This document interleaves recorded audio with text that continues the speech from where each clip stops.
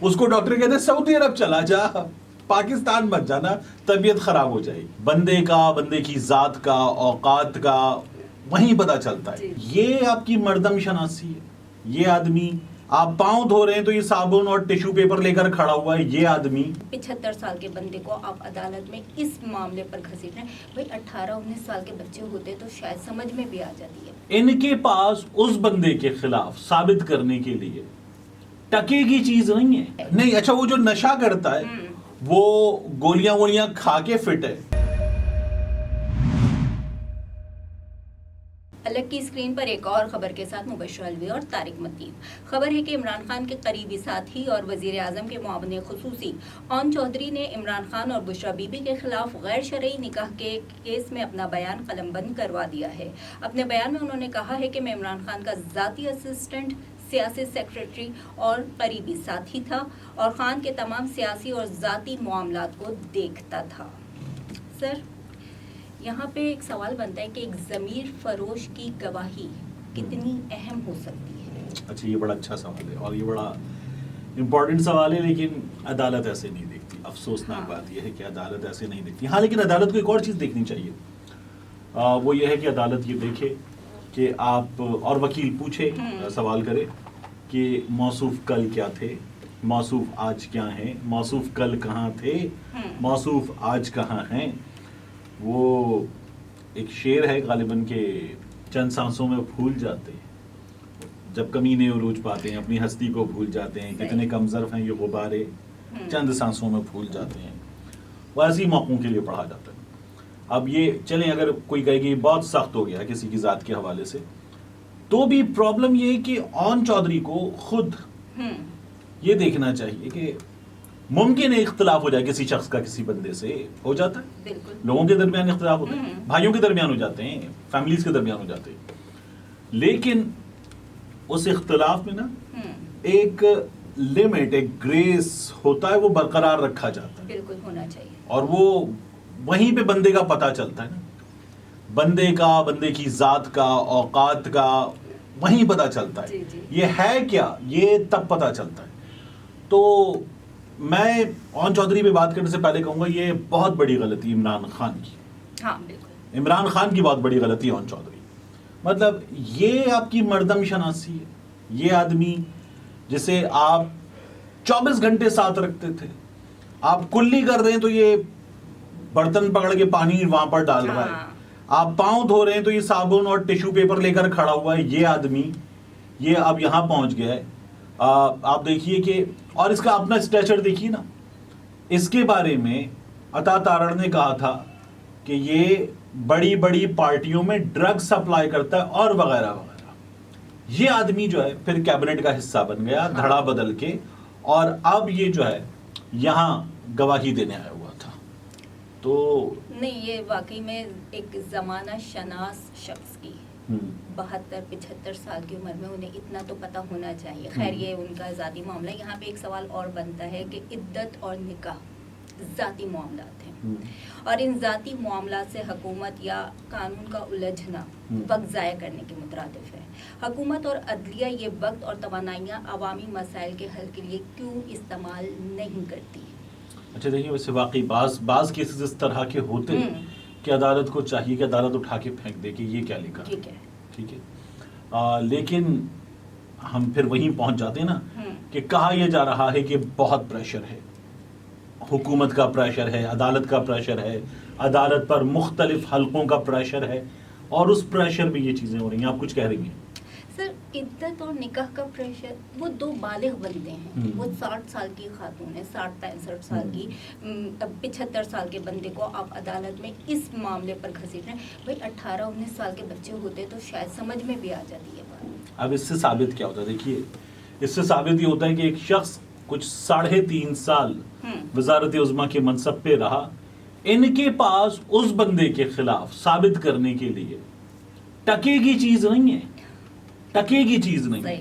یہ عدت پہ، مبینہ بیٹی پہ، ان چیزوں پر آ گئے، ذاتی معاملات پر زیادہ بات ہو رہی ہے، کیونکہ ان کے پاس ایک ٹکے کی چیز نہیں ہے، دو ان کے پاس اپنا دکھانے کو بھی کچھ نہیں، اپنا بیچنے کو کچھ ہوتا، اپنی کارکردگی ہوتی، اور الیکشن کا اس وقت آپ کو سامنا ہے تو آپ اپنی کارکردگی کی بنیاد پہ کہتے ہیں کہ یہ نااہل تھا، نالائق تھا، نکما تھا.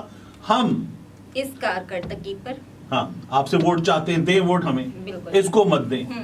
اب ان کے پاس پلے کچھ نہیں ہے بیچنے کو، تو اب یہ یہاں آ گئے عدت پہ، مبینہ بیٹی پہ، ان چیزوں پہ. نشہ کرتا ہے. ہاں اگر نشہ بھی ہے نہیں، اچھا وہ جو نشہ کرتا ہے وہ گولیاں وولیاں کھا کے فٹ ہے، اور وہ جو نشہ نہیں کرتا اس کے 5 اسٹنٹ ڈلے ہوئے ہیں، اس کی ہر شریان بند ہے، دماغ کو جانے والی رگ بھی اس کی بند ہے، اور اس کو ڈاکٹر کہتے ہیں سعودی عرب چلا جا، پاکستان مت جانا، طبیعت خراب ہو جائے گی. بالکل. اچھا ذاتی معاملے کو ریاستی بقا کا مسئلہ، بلکہ مجھے صحت پہ ایک اور چیز یاد آئی. شہباز شریف صاحب، ہم جب یہ وزارت عظمیٰ کے منصب پہ نہیں تھے تو ہم دیکھتے تھے ہر چند دن کے بعد بیمار، مسلسل بیمار، اور یہ 1 سال پلس ہو گیا نا وزارت عظمیٰ کے منصب پہ، اب کوئی بیماری نہیں ہے. وہ تو شرجیل میمن بھی بہت بیمار تھے، وہ سارے سب ٹھیک ہو جاتے ہیں. یہ جو اقتدار ہے یہ بڑا علاج ہے، ٹھیک ٹھاک بڑا علاج ہے. یہ ذاتی مسئلہ بنا کر، ریاستی بقا کا مسئلہ بنا کر پیش کیا ہوا ہے. تو جبکہ اس وقت وہ خارجہ، داخلہ، دفاع اور معاشی پالیسیوں کو بنانے کے لیے بھی استعمال کیا جا سکتا تھا. فورسز اور کیا کہتے ہیں، فورسز کو مضبوط اور غیر سیاسی بنا کر پیش کرنے کی بھی کوشش کی جا سکتی تھی. تو حکومت وقت کا کسی کے ذاتی مسئلے پر سیاست کرنا اس وقت کتنا ضروری ہے؟ بہت ضروری ہے، بہت زیادہ ضروری ہے. یہ پاکستان کی بقا کا مسئلہ ہے، یہ ہماری نسلوں کی بقا کا مسئلہ ہے. عمران خان نے نکاح کب کیا تھا، یہ پاکستان کی تاریخ کا، پاکستان کے مستقبل کا، پاکستان کے حال کا یہ سب سے بڑا کیس ہے. اس سے بڑا کیس کچھ ہے ہی نہیں ہمارے یہاں. یعنی کہ اگر یہ حکومت یہ کیس نہیں دیتی تو پاکستان ڈیفالٹ ہو جائے گا. پاکستان ڈیفالٹ ہو جائے گا. دیکھیے یہ اتنا بڑا کیس ہے، آپ لوگ اس کو مذاق سمجھ رہے ہیں. تو یہ جو ہے نا کہاں آتے ہیں یہ لوگ؟ آتے ہیں کہ یہ شخص جو مستقبل کا وزیر اعظم بننا چاہتا ہے، یہ نوجوان نسل کو بے راہ روی کا شکار بنا رہا ہے. تو یہ یہاں آ کے ہٹ کرتے ہیں. تو مسئلہ وہی کہ اپنے پاس کیا ہے، اپنے پاس کچھ بھی نہیں ہے، تو اس لیے یہ یہاں پر آئے نا. اب مجھے پرابلم یہ ہے کہ اون چودھری صاحب یہاں پر آئے تھے یہ بتانے کہ نکاح ایک بار ہوا، دوسری بار ہوا، یہ کرنے آئے تھے. یہ تو یہاں آ گئے کہ جی وہ ریحام خان سے شادی، ریحام خان ملک سے باہر، طلاق کب دی، کیسے دی، یہ یہاں تک آ گئے ہیں. اور یقین جانیے مجھے یہ لگتا ہے کہ اون چودھری صاحب جو نا اب کچھ مزید گواہیاں بھی، اندرونی معاملات کی کچھ مزید گواہیاں بھی دے سکتے ہیں. یہ بھی ممکن ہے. گھر کے بھیدی سے کچھ بھی اب توقع کی جا سکتی. جب وہ اس معاملے پر آ گیا تو وہ کچھ بھی چھوٹی سے چھوٹی بات کو بھی متنازع کر سکتے ہیں. وزارت میں بڑی طاقت ہوتی ہے. یہ شہباز شریف صاحب کے اب مشیر ہیں اور ان کا عہدہ وفاقی وزیر کے برابر ہے، تو وزارت میں بھی اچھی خاصی طاقت ہوتی ہے. تو ہوا کیا، اون چودھری صاحب الگ جب ہوئے تو تب بھی عمران خان صاحب کے ساتھ موجود اون چودھری جہانگیر ترین گروپ میں مل گئے تھے. اور جہانگیر ترین گروپ میں مل جانے کے بعد جب یہ بالکل لڑائی بڑھ گئی اور عمران خان کی اور کچھ حلقوں کی لڑائی ہو گئی مزید، تو پھر یہ سب جو ہے وہ الگ ہو کر اون چودھری صاحب جو ہے وہ پھر نون لیگ کا حصہ بن گئی. ابھی میاں نواز شریف سے مل کر آئے ہیں. بعض لوگ یہ دعویٰ کر رہے ہیں کہ انہیں وہاں پر میاں نواز شریف صاحب نے یہ پوچھا ہے کہ کہاں تک جا سکتے ہو. تو اون چودھری صاحب وہ نہیں ہوتا کہ فلموں میں دکھاتے نا رگ کاٹ لوں، اور ایک بندہ پوچھتا ہے رگ کاٹ لوں اور کیا کر کے دکھاؤں. سر یہ سیاسی غداری یا اس طرح کے ریلو کٹے یا ہارس ٹریڈنگ یہ ہمارے ملک سے کبھی ختم ہو سکے گی یا نہیں، یا ہم مفادات کے بل پر، اپنے ذاتی مفاد کے بل پر ریاستی مفاد کو وہ کرتے رہیں گے ضائع؟ دیکھیے میں آپ سے عرض کروں یہ تو نہ ختم ہونے والی چیز ہے، کیونکہ ہماری سیاست میں جو لوگ ادھر سے ادھر جاتے ہیں، ادھر سے ادھر آتے ہیں، یہ مفادات کی بنیاد پر ہی کرتے ہیں نا. اور سیاست کیا، ہماری ریاست میں بھی، ہماری حکومت میں بھی جنرل باجوہ کے بارے میں، میاں نواز شریف صاحب کے، انہوں نے خود کہا میرے نواز شریف سے بہت اچھے تعلقات ہیں. سہیل وڑائی صاحب نے گواہی دی تھی کہ سلیمان شہباز کو نکالنے والے جنرل باجوہ تھے، مریم کی جنرل باجوہ نے کیسز میں مدد کی تھی، یہ سب کچھ بتایا تھا. تو جنرل باجوہ نے جب یہ دیکھا کہ عمران خان آ ہی رہا ہے تو وہ جو اب بیان دیتے ہیں کہ ہم جرنیلوں پر عمران خان کو وزیر اعظم بنانے کا بھوت سوار تھا، وہ یہ جو بیان دیتے ہیں اس بیان کی بہت سے لوگ حقیقت یہ بیان کرتے ہیں کہ جب انہوں نے یہ دیکھ لیا کہ یہ آ جائے گا، تو انہوں نے کہا کہ اب خود کو ادھر الائن کر لو، اور پھر اس کے بعد جدھر ہمارے بہتر تعلقات ہیں ادھر اپنے آپ کو موو کرنے کا کام ہم موقع دیکھ کے کر لیں گے دوبارہ۔ تو کیا عدالت، کیا فوج، کیا حکومت، ہر کوئی اسی دھندے میں؟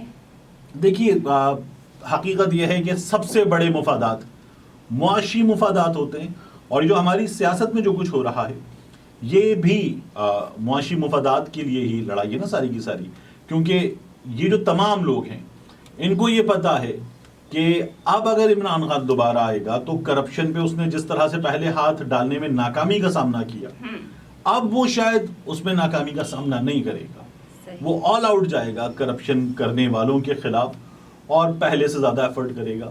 تو اب یہ اپنی بقا کی جنگ ہے ان لوگوں کی طرف سے۔ صحیح، یعنی کہ ریاستی بقا اتنی اہم نہیں ہے، ذاتی بقا زیادہ اہم ہے۔ مجھ سے بگڑ گئے تو رقیبوں کی بن گئی، غیروں میں بٹ رہا ہے میرا اعتبار آج۔ نہج البلاغہ میں حضرت علی کا ایک قول درج ہے کہ جس اقتدار کی وجہ سے عدل قائم نہ ہو سکے، میرے نزدیک وہ پھٹے ہوئے جوتے سے بھی بدتر ہے۔ لیکن موجودہ حکومتیں اور عدالتیں کتابی اخلاقیات سے تو نہیں چلتی، ان کے اپنے ہی قاعدے ہیں جن میں اخلاقیات کا جنازہ اکثر نکل ہی جاتا ہے۔ اگلی کسی خبر کے ساتھ پھر حاضر ہوتے ہیں۔ گڈ